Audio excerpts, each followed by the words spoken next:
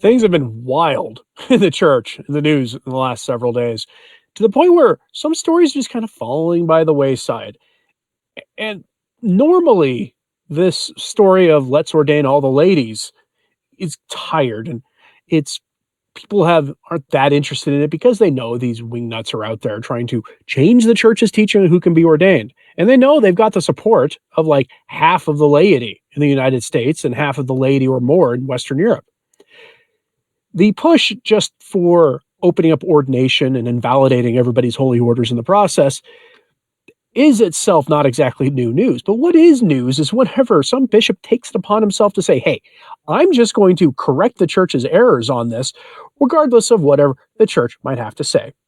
A lot of times you'll see these men will do crazy things. They will invent new offices for laity. They will put women in charge of offices that have traditionally not been open to them. They will do this by first opening up governing offices in the church to laity, which is odd. Before Vatican II, virtually everything done in your chancery was done by priests, seminarians, and transitional deacons. You might have a few lay employees around, but they were few and far between. But in the last 60 years or so, that has changed as the diocesan structure has been professionalized, more to mirror the NGOs that we now talk about so much, the nonprofit organizations, much to the detriment of the church. We have a bishop from Austria who, like his German neighbors, has decided that he needs to change the teachings of the church himself.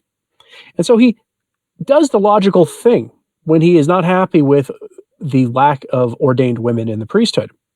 He goes as close to ordaining one as he possibly can without crossing the line.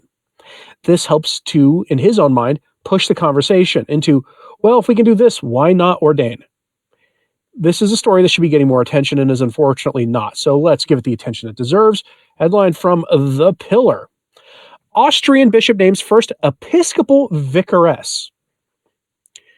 The title vicar is reserved for the ordained. That's it.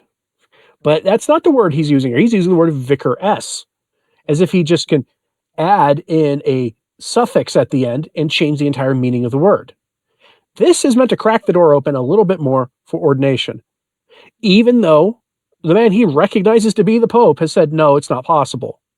Even though John Paul II, whom I'm sure this bishop has fond memories of, all but infallibly declared it to be impossible. And I say all but because John Paul II didn't invoke the language traditionally used by popes going back to the first couple of centuries to invoke infallibility. Papal infallibility was not invented out of thin air at Vatican I.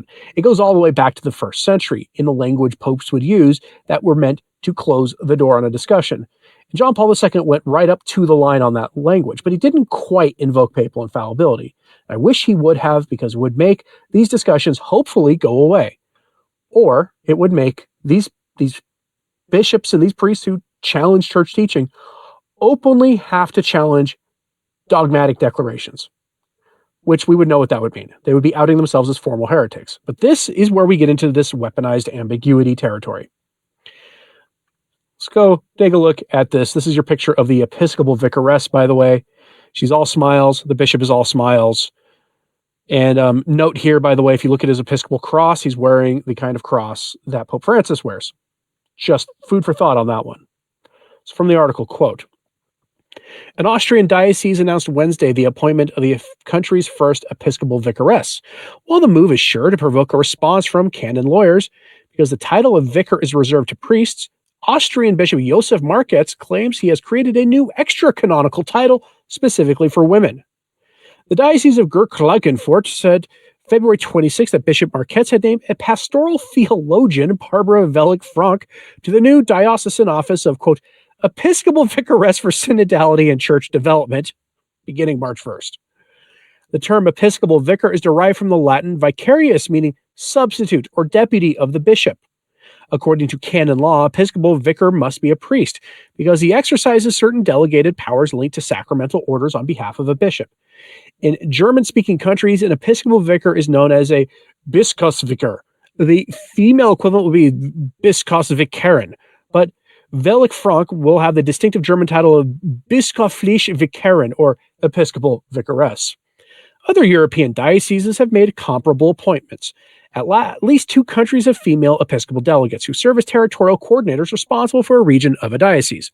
In 2020, Marianne Pohl-Hensen was named as an episcopal delegate in the Swiss diocese of Lausanne, Geneva, Freiburg, responsible for the German-speaking diocesan region in the canton of Freiburg.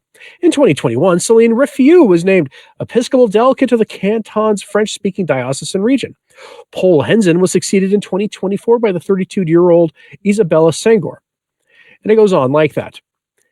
According to the Gurk-Frankfurt Diocese, the canonical basis of the new office of Episcopal Vicaress is Pope Francis's November 25th note on the Synod on Synodality's final document, which said that, quote, synodality is the appropriate interpretive framework for understanding the hierarchical ministry. The papal note, which addressed how the final document should be implemented in dioceses worldwide, said that, quote, in many cases, it is a matter of effectively implementing what is already provided for by existing law, both Latin and Eastern. But it added that, quote, in other cases, it will be possible to proceed through a synodal discernment within the framework of the possibilities indicated by the final document to the creative activation of new forms of ministeriality and missionary action, experimenting and subjecting experiences to verification, end quote. None of that language sounds like church language. Experimentation, verification. None of that sounds like church language because it's not church language. It's not the language of the gospel. It's not the language of the Catholic Church. Go read documents from bishops from before the council. The further back you go, the more Catholic the documents sound. And that doesn't sound like a Catholic document. What it sounds like is something I had to read in my public administration and policy PhD coursework on how to run nonprofit organizations, on organizational management and budgeting, and organizational administration, and how to properly staff your food pantry or your environmental action organization or whatever it was. That's the language they used. It's the language of secularism. It's the language of government. It's the language of Caesar's dirty money. And it's the language of the false gospel of works for creating a utopia on earth. But what it is not the language of the gospel. Synodality is truly the gift that keeps on giving. We are done with the Synod on Synodality, except right now there are synodal working groups meeting and going to continue meeting until June, and they'll be presenting their reports to the Pope. And they are addressing the role of women in the church. Francis put out his note in November to help guide them in that process. And now we're bearing the dirty fruit, the rotten fruit of this. The church does not speak about political equality. It doesn't, because the church is hierarchical in nature. The church speaks about the complementarity between men and women, how we all have our roles, and it goes right down to our very makeup itself, and how those roles complement one another. But what it doesn't talk about is interchangeability. And that's what you're seeing here. Interchangeability. If you want to really elevate the role of women in the church, make a formal push for women religious, to get women to enter the convents, to become nuns, consecrated religious. Do that. Make an effort to bring women religious into your parishes once again. Try to reverse the utter collapse of women's vocations to the religious life so that you can have nuns teaching in Catholic schools again. It will become very apparent that the contribution to women in the life of the church is already priceless when you do that. And this says nothing, of course, of recognizing the role the Blessed Virgin Mary played in the faith. These men look for materialist solutions to spiritual problems. And what we are faced with in the church today is a spiritual problem. The role of a vicar, priest, let's be real, is a divine office instituted by Christ, plainly in the scriptures. The collapse in vocations is due to horrible, evil deeds done by men who should never have been in those offices in the first place, combined with a secular environment where the church stepped back from its responsibilities to correct all but the most evil sins prevalent in the culture today. The collapse in vocations is due to a loss of faith in the culture. If the church doesn't address that, inventing all these new roles for people in the church, playing fast and loose with morality, will amount to nothing. You will accomplish exactly nothing to correct these problems. And until they recognize this, you're going to see more of this. Let me know what you think of this in the comments, please. So like and subscribe if you haven't. It certainly helps. So does sharing this on social media. That helps too. And as always, pray for the church. I'm Anthony Stine.